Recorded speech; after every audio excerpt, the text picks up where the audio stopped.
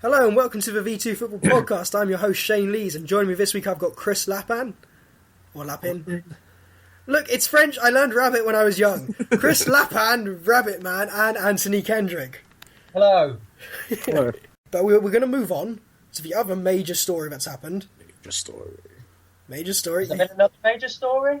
Yeah. Hashtag Jose to United. That's what we're going to do. Okay, well, we'll quickly move past Jose to United. Mourinho's been sacked. To get a trade in. I was amazed. Genuinely, I thought he'd stay. I said on the podcast last week or the week before, I said he'd get through it and he'd eventually turn the team around. I was shocked to see he was sacked. It's one of those situations, isn't it? You're both shocked and not shocked at the same time. I think it's hard to argue with he probably maybe should have been sacked. It's hard to argue with it on the results this season. But, personally, I'd have kept him. I think it's one of those ones where I think for, it's not my club. Right-thinking people, for people who are sort of being a bit calm and a bit logical and maybe don't have quite as much invested in this, you're looking at this and going, this is madness. 7 months ago, he was the best manager in England, no question, maybe the best manager in the world. 7 months. It's the same as the Gary Monk one, I think. 7 months ago, Gary Monk guided Swansea to their best ever finish. Gary Monk was just based on 11 games, wasn't it? Yeah. I think what happened before that. Yeah, guides them to their best ever finish, and then 7 months later, he's gone. And it's the same situation with Mourinho. Chelsea, they finished 8 points clear last season, won a cup. It is crazy in that sense. But on the other hand, they're Chelsea Football Club. They're 16th? They are genuinely at the moment, I know it sounds like ridiculous, but they are genuinely in a relegation fight. Yeah. They're in relegation form. If they keep up this form towards the end of the season, they will go down. And I'm just doing that based on points per game. Somebody asked on the forum this week, would they get parachute payments if they went down? They would, I think. Yeah, I thought. But they're in genuine relegation form. This is Chelsea Football Club. It's not like it's Everton, where they're a team that sometimes do really well, but other times they finish mid-table. So it's bad, but it's not a disaster. This is Chelsea. They should have been competing for the title this year. Most people had them pegged as favourites again. Yeah. This kind of decline, someone has to pay for it. But then, who do you think's going to come in then? Do you reckon it'll be? Oh, sorry, I'm just going to quickly go to Anthony there.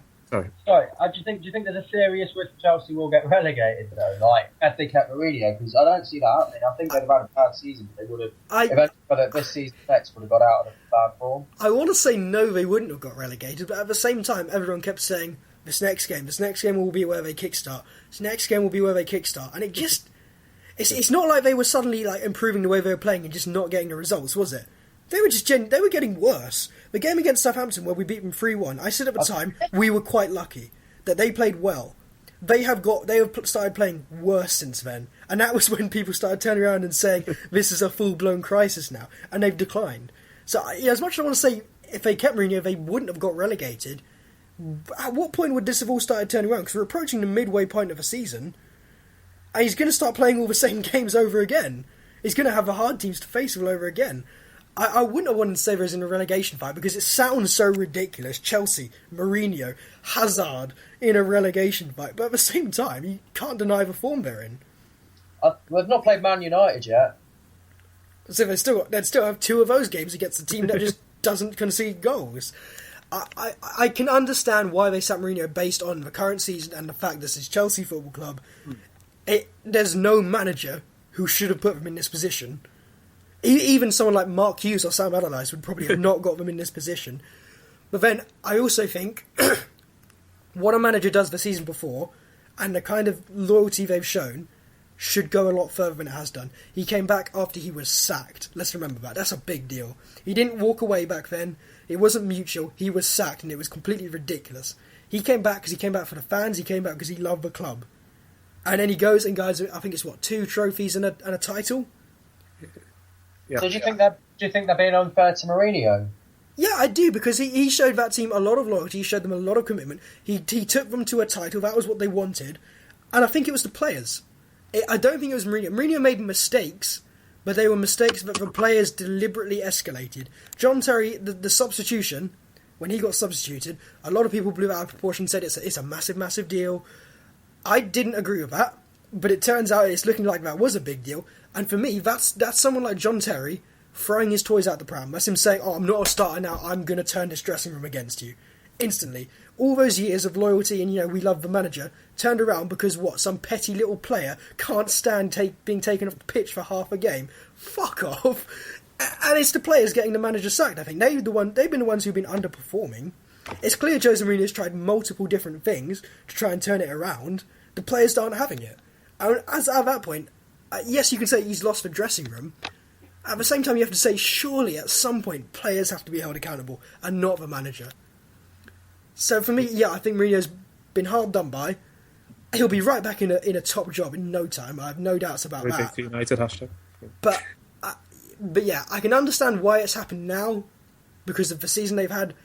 But overall, in terms of the whole narrative of Mourinho at Chelsea, it's a fucking travesty. It is an absolute travesty. So What do you think of the rumours that it's Brendan Rodgers till the end of the season, then Pep Guardiola coming in? Well, Guardiola's announcing his future next week. He said he's going to confirm exactly what he's going to do. It will be Gus Hiddink or Brendan Rodgers till the end of the season. I'll tell you what, though, if I'm just going to say this about Guardiola, if he is turning around and saying, I will announce my future at the end of the week, he's not staying.